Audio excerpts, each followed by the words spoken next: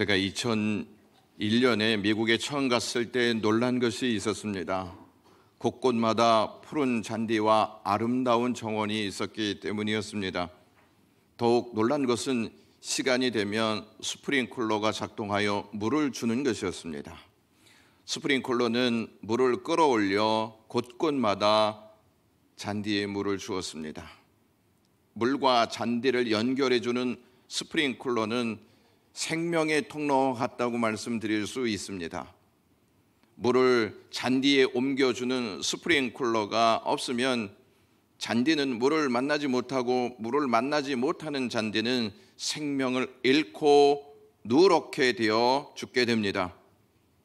물을 공급받는 잔디는 푸른 빛을 내며 생명의 기운을 발산합니다.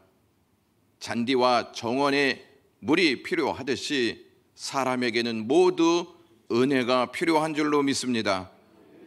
은혜를 맛본 사람은 그 은혜가 주는 기쁨과 신비가 얼마나 놀라운지를 알게 됩니다. 은혜는 메마른 인생의 담비와도 같이 촉촉히 내리는 하나님의 사랑입니다. 오늘 본문에 등장하는 사람은 사도 바울입니다. 바울은 정상에 있었던 사람이었습니다. 그 누구도 바울을 무시할 수 없었습니다. 그는 높은 학력의 소유자로 당시 히브리 민족에게서 가장 존경받던 가말리엘 선생 밑에서 공부를 한 사람이었기 때문이었습니다. 또한 바울은 베냐민 지파의 혈통이었습니다. 이스라엘의 초대왕 사울이 베냐민 지파 사람이었습니다. 따라서 베냐민 지파는 이스라엘의 초대왕을 배출했으므로 대단한 자부심을 가지고 있었습니다. 그리고 바울은 율법에 능통한 사람이었습니다. 판사, 검사, 변호사가 법을 잘 아는 것처럼 바울은 율법에 대해서 능통한 자였습니다. 여기에 더해 바울은 당시에 최강 대국의 로마의 시민권을 갖고 있었던 사람으로 거칠 것이 없었습니다. 모든 길은 로마로 통한다는 말처럼 로마 시민권이 그만큼 위력을 가지고 있었습니다. 이처럼 바울은 금수저로 태어나 모든 것을 갖추고 있었기에 부족한 것 없이 살았던 사람이었습니다. 바울은 야망이 식을 줄 모르는 사람이었습니다. 그러한 그가 어느 날 종교 지도자들에게 권세를 이양받아 그리스도인들을 결박하여 예루살렘으로 잡아오기 위해 길을 가던 중에 다메섹에서 부활하신 예수 그리스도를 만나게 됩니다. 예수님을 만난 그는 이성과 감성과 의지가 하나님의 은혜로 모두 젖게 됩니다. 하나님의 은혜에 대한 경험은 바울에게 그동안 자신이 누렸던 모든 것과는 비교할 수 없을 정도로 신세계였습니다.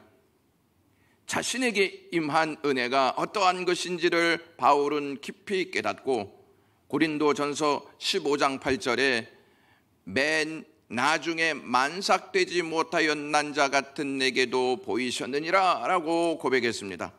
여기에서 맨 나중에 만삭되지 못하였난 자라고 하는 말을 문자적으로 낙태하듯이 난 자라는 뜻입니다. 그러니까 자신은 자격을 갖추지 못한 자라는 의미입니다. 바울은 하나님의 은혜를 만나기 전까지 자기의 백그라운드를 앞세워 기세등등하게 자기 잘난 맛에 살았습니다. 그러던 바울이 은혜를 경험하게 되자 그동안 자신이 누구인지도 모르고 살았음을 알게 되었고 자신이 얼마나 철부지 인생으로 살았는지를 깨닫게 되었습니다. 사람은 은혜를 만나기 전까지 자신이 누구인지 잘 모르고 살아갑니다. 사람은 하나님의 은혜를 경험할 때 비로소 자신이 누구인지를 깊이 깨닫게 됩니다.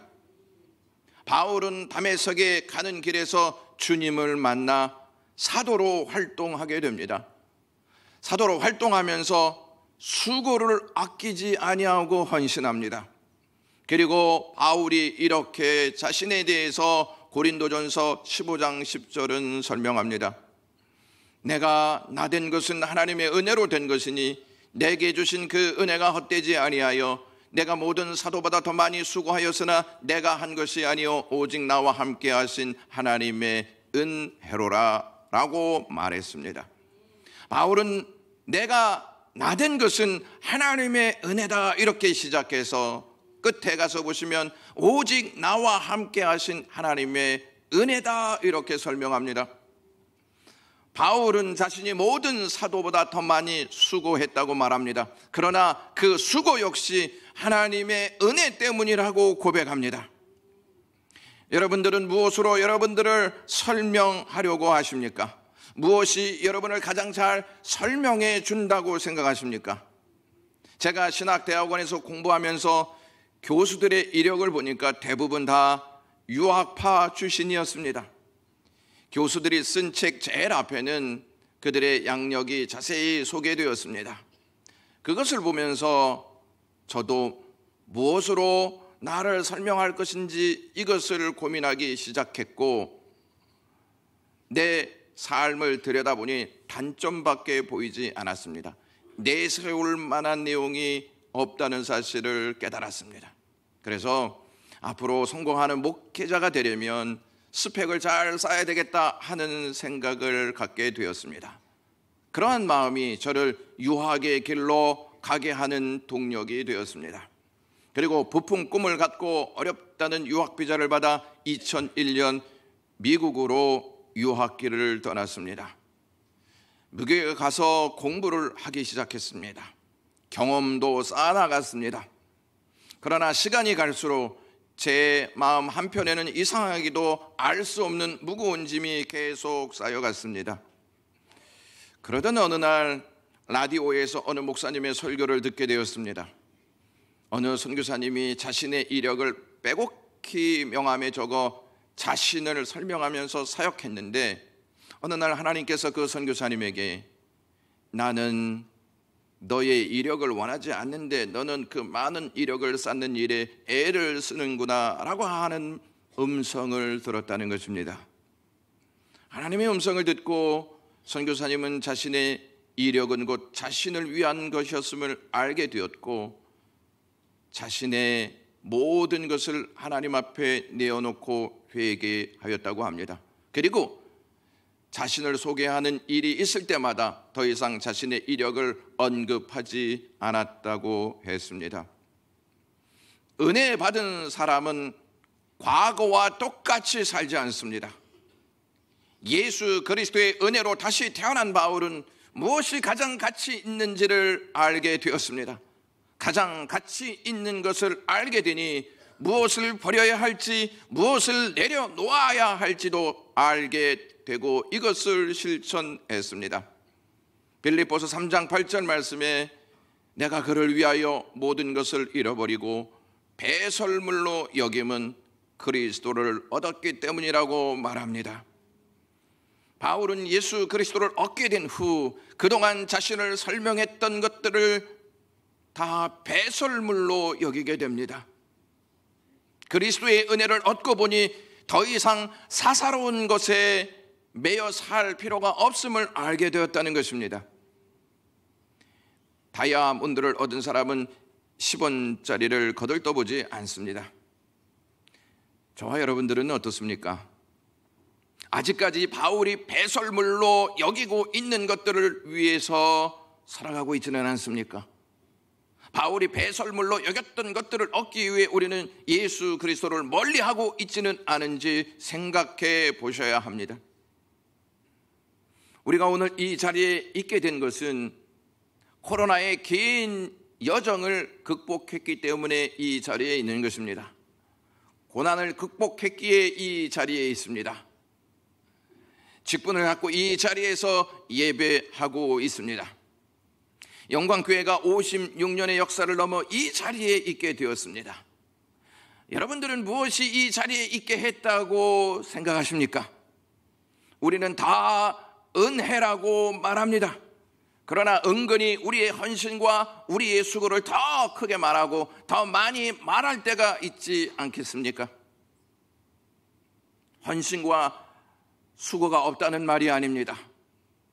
수고와 헌신이 분명히 있었습니다. 하지만 수고와 헌신을 은혜보다 더 크게 여기고 더 많이 말할 때 은혜는 작아지고 우리의 수고와 헌신만 커지게 되어 있습니다. 수고와 헌신의 동력이 하나님의 은혜가 아니었습니까? 바울은 이 고백을 고린도전서 15장 10절에 이렇게 합니다.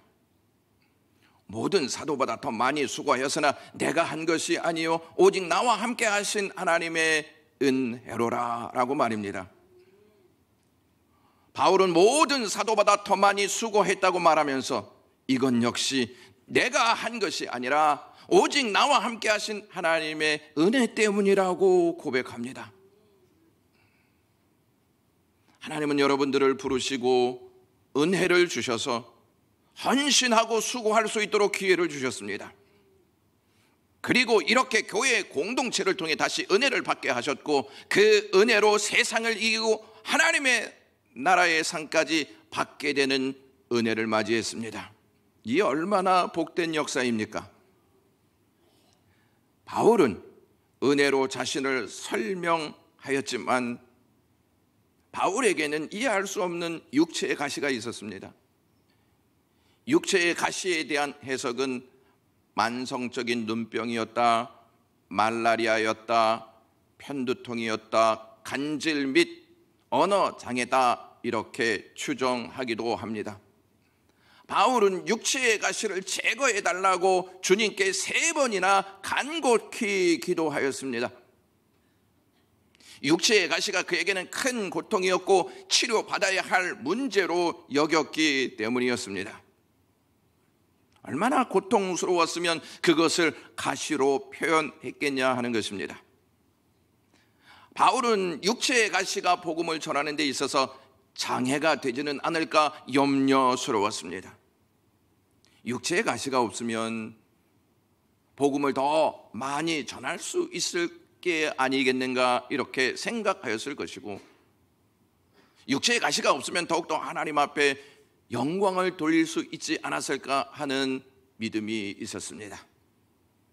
그러나 주님께서 바울에게 고린도후서 12장 9절에 이렇게 말씀하십니다. 나에게 이르시기를 내 은혜가 내게 족하도다.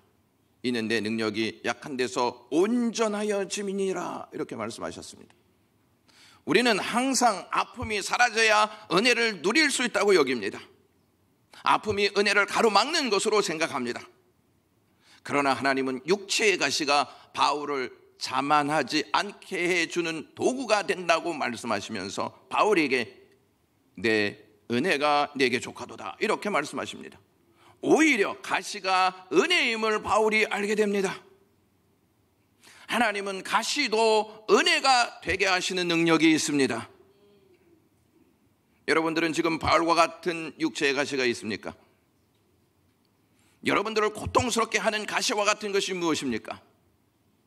이것만 없으면 은혜를 누릴 수 있는데 이것이 있어서 은혜를 제대로 누리지 못한다고 여기는 것이 과연 무엇이 있습니까? 한두 가지가 아닐 수도 있습니다. 여러 가지일 수도 있습니다. 가시는 빨리 없어져야 된다는 마음이 우리 중심에 있습니다. 그래서 빨리 하나님께 없애달라고 간구하면서 살아갑니다. 이렇게 간구하다가 보니 응답이 와야 하는데 응답이 오지 아니한다고 딱 여기면 실망하게 됩니다. 언제 가시가 사라질지 기대조차 하지 않는 상태까지 이르게 됩니다. 응답 없음에 지쳐서 믿음도 내려놓고 싶은 마음이 우리의 마음에 한두 번 있을 때가 아닙니다. 그런데 오히려 가시가 하나님을 가까이 하게 하는 것이라면 하나님은 그 가시를 뽑지 않으십니다. 그 가시를 뽑으면 멀리 갈까 봐 뽑지 아니하신다는 사실을 아셔야 합니다. 그것이 우리에게는 은혜가 되기 때문입니다.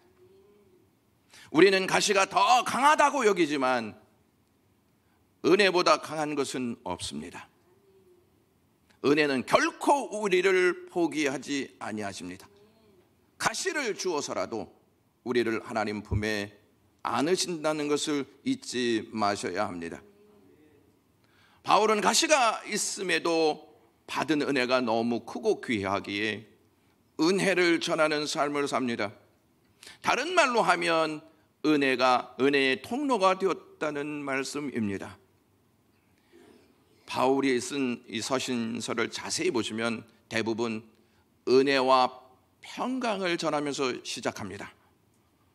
오늘 고린도전서 1장 3절에서부터 4절 말씀 보시면 하나님 우리 아버지와 주 예수 그리스도의 은혜로 주 예수 그리스도로부터 은혜와 평강이 있기를 원하노라. 그리스도 예수 안에서 너희에게 주신 하나님의 은혜로 말미암아 내가 너희를 위하여 항상 하나님께 간구한다, 이렇게 고백합니다.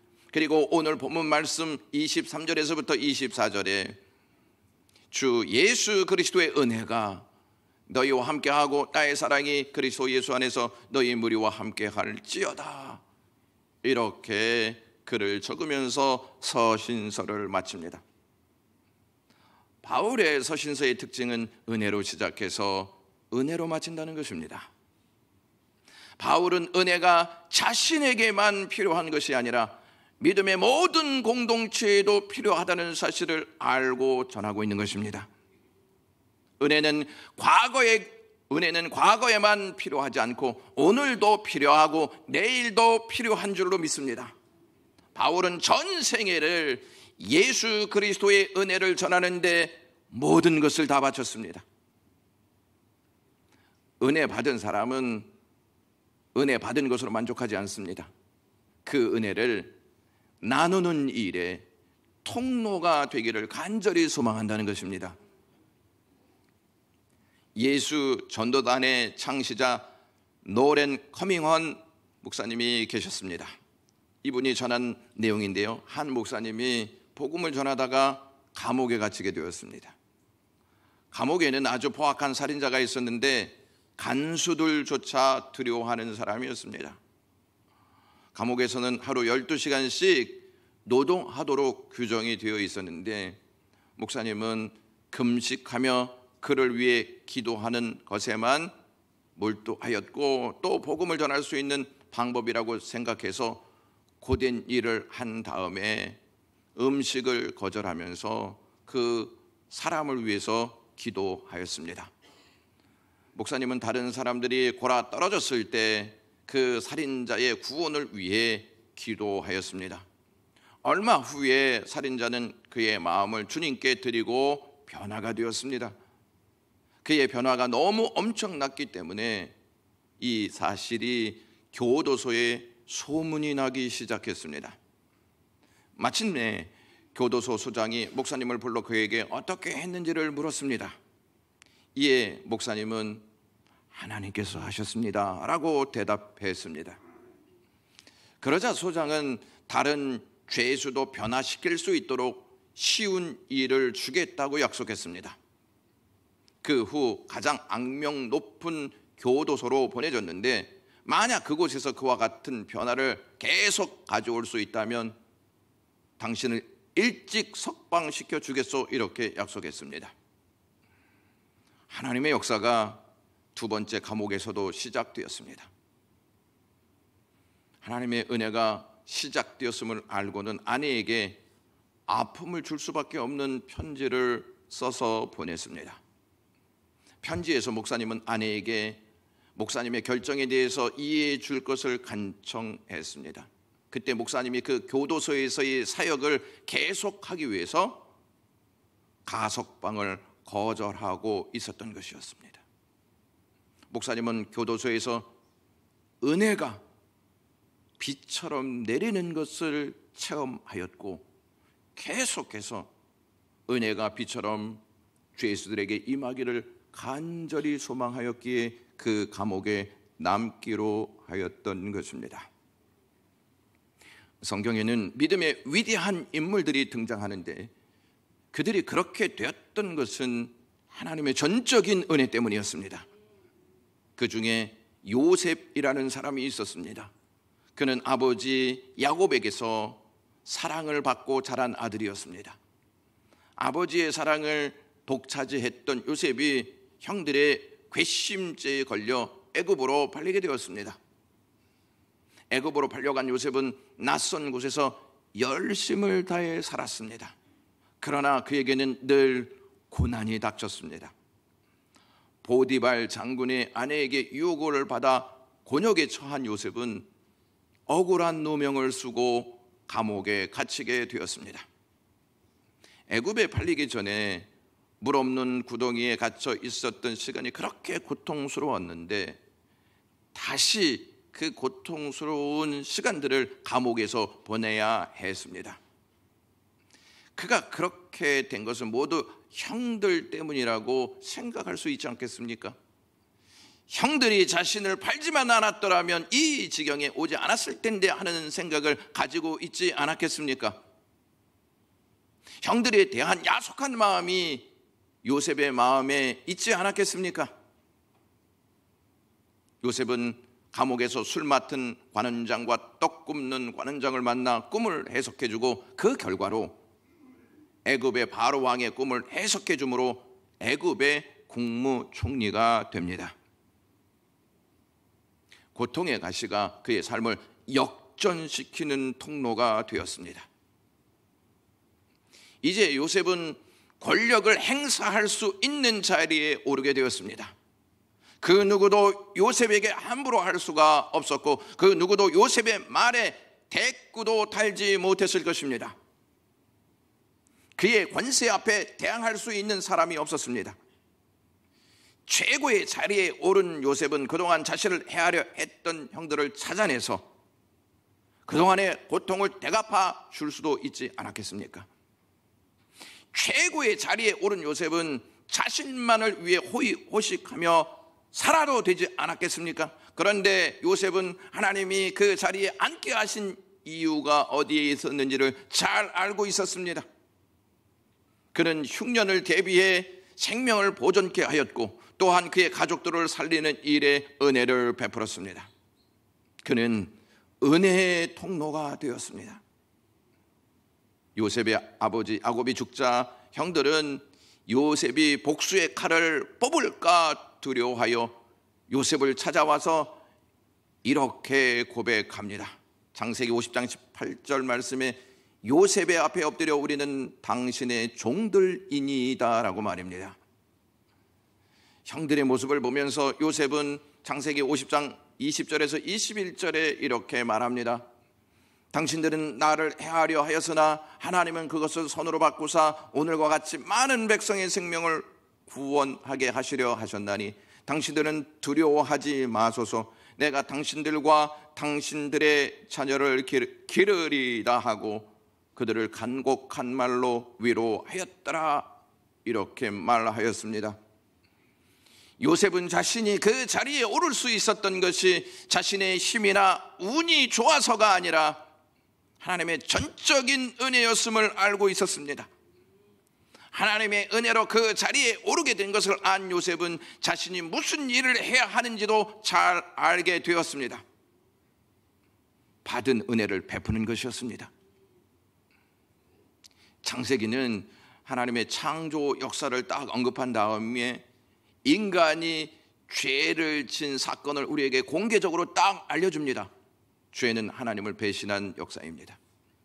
그리고 마지막 장에 가서 이스라엘 자손이 하나님의 은혜로 위로를 받고 보존되는 역사로 막을 딱 내립니다. 아담과 하와는 하나님의 은혜를 받았으면서 배은망덕하게 하나님께 불순종하여 죄를 지었습니다. 그러한 그들에게 하나님은 독생자 예수 그리스도를 주시기로 약속하셨습니다. 그리고 요셉이 자신을 버린 형들에게 은혜를 베풀게 하셨던 것처럼 하나님을 등지고 살아가는 우리에게 예수 그리스도를 통해서 은혜를 베푸셨습니다. 그 은혜는 십자가에서 확증해 주셨습니다. 예수님은 우리의 죄를 위해 십자가에 오르셔서 심판받아 죽으셨습니다. 죄로 말미암아 영원한 벌을 받아야 하는 우리에게 예수님은 은혜를 베푸셔서 영원한 생명을 얻게 하셨습니다. 아멘이십니까? 바울에게 은혜가 무엇인지를 물어본다면 바울은 에베소서 1장 6절을 언급하면서 이렇게 말할 것입니다. 그가 사랑하시는 자 안에서 우리에게 거저주시는 신령한 복이라고 말입니다.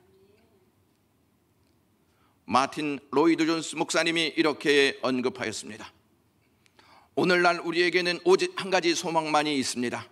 그것은 우리가 자신의 높고 낮음이나 귀하고 천한 것에 관심이 없이 똑같이 부어주시는 하나님의 은혜입니다 라고 말입니다. 여러분들은 밑 빠진 항아리에 물을 붓겠습니까? 밑 빠진 항아리에 물을 붓는 것은 헛수고일 뿐입니다. 부어봐야 채워지지 않고 다 밑으로 빠지기 때문입니다. 여러분들은 그런 생각 안 해보셨습니까? 자녀들에게 지금까지 계속해서 땀 흘려 수고한 것들이 어느 날 헛수고와 같다는 생각 말입니다. 이렇게 잘 해줘도 자녀들은 지들 살기 바쁘고 지들만 잘났다고 생각하고 지들만 안다는 생각을 하면서 살 거야. 이런 생각을 딱 갖게 되면 내가 밑 빠진 항아리에 물을 부었지라는 생각을 하지 않겠습니까? 그래도 부모는 자식을 끔찍하게 사랑합니다.